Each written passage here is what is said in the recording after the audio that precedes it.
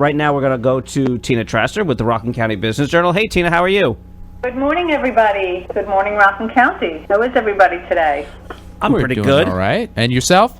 I can't complain. Oh, I can always complain, but I mean, I'm doing all right. It's what we're paid to do. That's a little right. bit. Yeah. Even if I'm not being paid to do it, I can complain. Don't get me wrong. All right. But I won't. I like everybody else, I stopped to mark September 11th, and the way that I did that was to put out an essay on Rockland County Business Journal that was a little bit personal and a little bit prescriptive. I'll explain what I mean by that. So at the time, I was the dyed-in-the-wool New Yorker. I was living on the Upper West Side. People used to joke that, well, actually, forget it. that I would never. Let's just say that I would never leave Manhattan. Right. Yeah, I was going to make a very. You were one of those. Okay, well, you were one of those. I never wore anything but black. I really was one of those. But and I grew up in New York City, so my love affair it wasn't fickle. It was long. But September 11th was a turning point for me, and I just could not absorb. Even though I was not downtown, I had trouble absorbing the shock and the trauma and the lingering pain and the discomfort with all buildings and closed-in spaces, and eventually that discomfort led to the odyssey that was leaving the city and looking all around the Hudson Valley and eventually landing in Rockland County, where I have lived ever since. And I was thinking on September 11th and leading up to September 11th how we're sort of in a bookend scenario right now, where 20 years from that fateful event, we're having another migration of city folks like me who are seeking safer haven. This time from a deadly and stubborn virus that is still challenging our ability to return to like a true pre-pandemic normal. And we see that because real estate agents are deluged with house buyers who've been pushed to the edge, and there's robust interest in co-working spaces as many New York City offices continue to remain ghostly. And many people, who've been displaced professionally are turning to entrepreneurial pursuits, and they have more freedom with where they can live and perhaps less dependent on the transportation system, which is one of our weaknesses here. And so the way I saw it, the prism through which I looked at September 11th this week was to think about the opportunity that it presents for Rockland County as a county. We should, as I come to the conclusion of my essay, I say basically go ahead. No, it said anything. That's you. Go on. Okay, yeah. No, so I mean, we should put out that welcome mat, and and we should. What I say is that the leaders of Rockland County should plug into this unique moment in time, and to attract the new residents and fresh talent and business opportunities, and that public officials and planners should do whatever they can to make Rockland desirable for millennials and young families who are seeking not just a house, not just a bedroom community, but a place to invest, their talent and their energy. And also we need to think about, well, what kind of environments do millennials want to live in? And that brings to mind, walkable downtowns and places where there's that mixed use of housing and retail and that sort of mix that you see in cities and that gets replicated outside of cities that's very successful. I have to say, I'm looking at your essay here. One of the things that you point out is that we need to figure out how to get a one-seat fare into the city by train for a lot of that to happen, for people to be able to migrate in and out of the city from here successfully, right?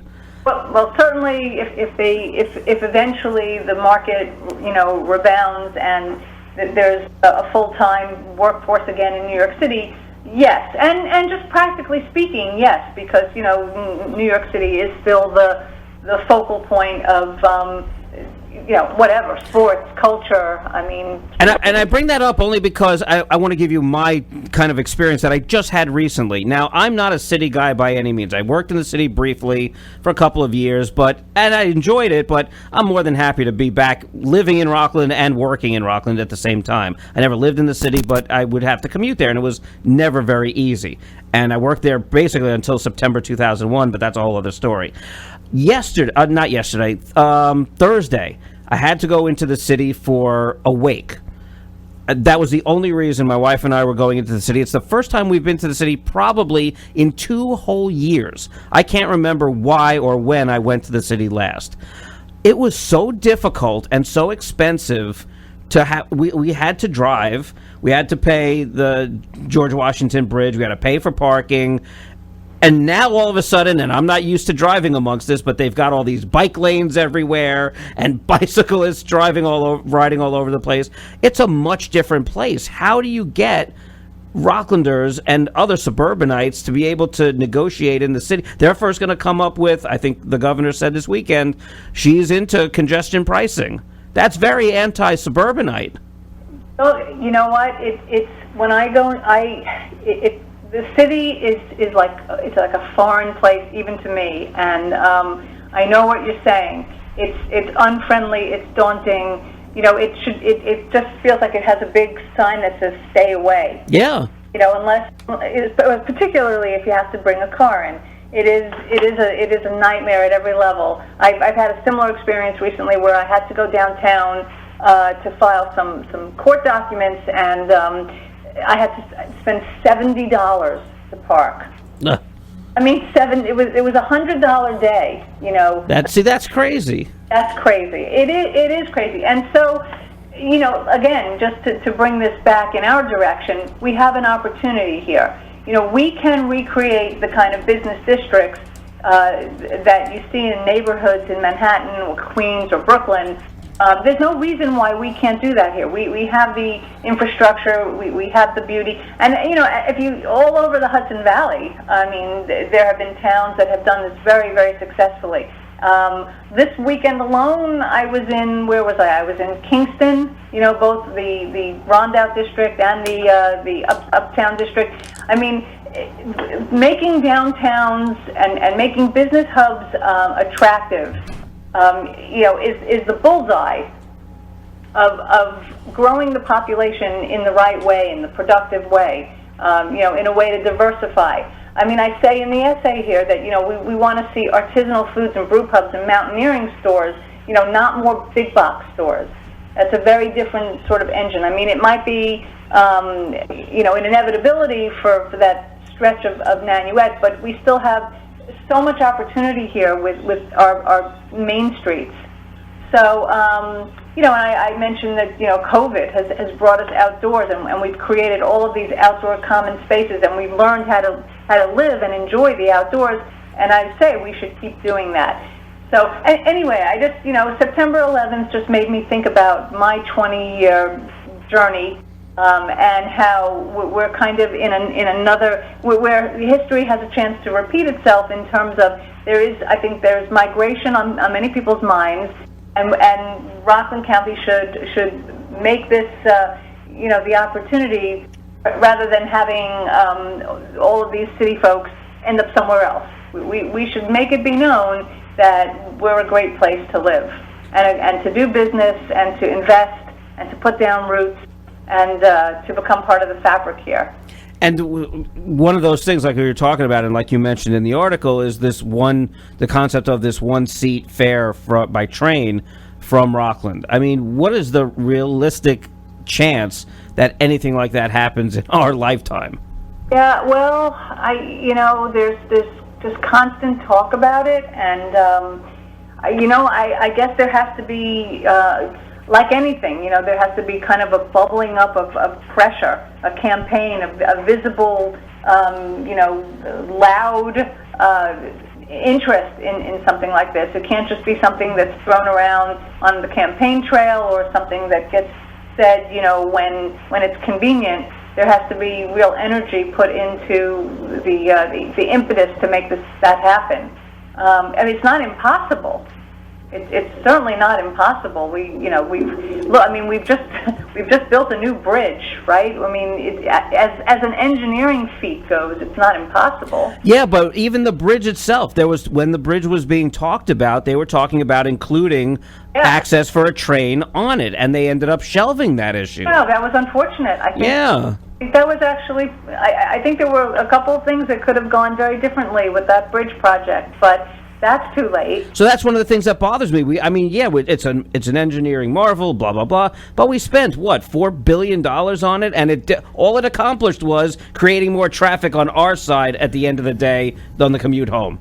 That's what it accomplished. I know, but let's not tell that to all those city folks who might want to come and breathe some new life into the county and bring some young, fresh blood and fresh ideas. You really need that. You really need that to keep a place feeling like it's alive and moving through into this 21st century in a way that doesn't feel like you're being left back. I think we're in a unique moment, and I would say for all of those in the professions of policy and planning and hospitality and real estate, this is the moment to make those forces come together, to put the pressure where it belongs, to think about what it means to have a one-seat fare to the city and how that integrates into this whole matrix of strategy. I think this is I think that the thing about moments like September 11th is that they make us think, they make us feel, they make us stop, they make us reevaluate, and this was my take on what I wanted to tell the community. So that's what I put that out there for that reason. Right, and it's definitely beneficial to do so. I mean, it helps continue everything and helps people better understand sort of the environment that's coming up and how everything was affected by this unfortunate tragedy that befell, and hopefully we will get none like it within the future. I mean, it's only been 20 years. You could say that, or you could say that thank God it's been 20 years since something like that has happened. But we want to thank you, Tina Traster, for, of course, joining us on the morning show with Jeff and Will. I know you have a few ways on the Rockland Business Journal to be reached. You guys have this may be the incorrect term to call it, but so a mail letter system? We have a daily newsletter. And that's what it is, yes. Anybody can just go on rcbizjournal.com, sign up free for the daily newsletter. That will have a new story every single day. So follow us, sign up your business in our business directory, get in touch with us about advertising, all sorts of ways where you can be involved with Rockland County Business Journal. But just most importantly, stay informed and be part of the conversation. Of course. Thank you again, Tina. We are always, it's always a pleasure speaking to you, and we will talk to you next week. Have a great week, you guys. You as